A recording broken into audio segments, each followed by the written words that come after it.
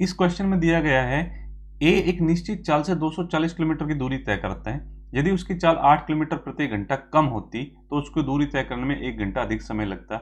वह अपनी मूल चाल से 480 किलोमीटर की दूरी तय करने में कितना समय लेगा? भाई आपको पता है स्पीड बराबर क्या होता है? Distance upon time. Distance upon time. लेकिन अगर मैं टाइम की बात करूं तो क्या हो जाएगा यहाँ पर? Distance upon speed. Distance upon speed. अब इसने क्या दिया गया है? इसने क्या दिया है कि 240 किलोमीटर की दूरी तय कर रहा है। ठीक है, मैं 240 किलोमीटर की दूरी तय कर रहा है।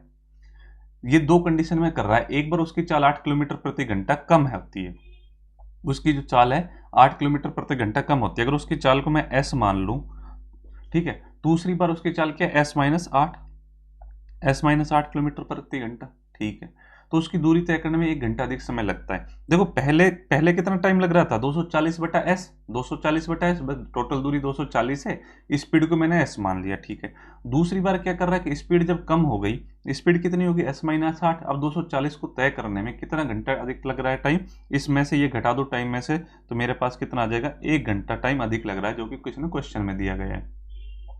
अब इसको सोल्व मत करना, आपको क्या करना है? वैल्यू पुट करके देखनी है। अब ऐसे वैल्यू देखो जिसमें 240 का पूरा भाग चल जाए। अगर मैं s को 40 मानता हूं तो 240 में से कितना हो जाएगा? 6।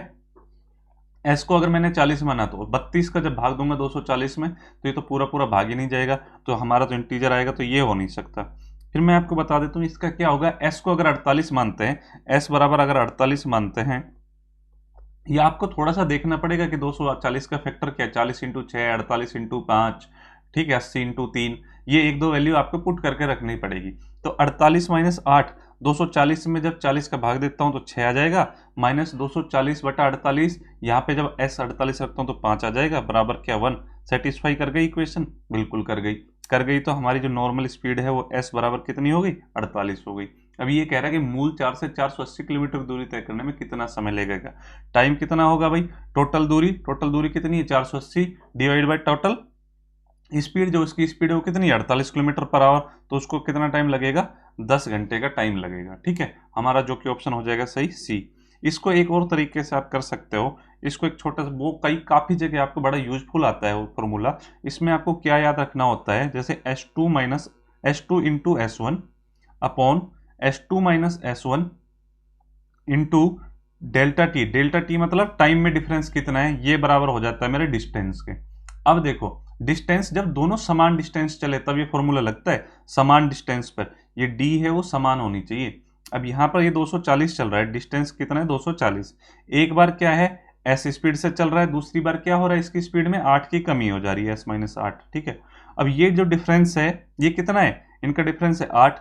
टाइम में डिफरेंस कितने का हो रहा है? टाइम में डिफरेंस हो रहा है 1 का, 1 घंटे का हो रहा है। ठीक है, तो क्या करूं मैं? s इंटू एस माइनस 8 बराबर 240 इंटू 8, 240 इंटू 8।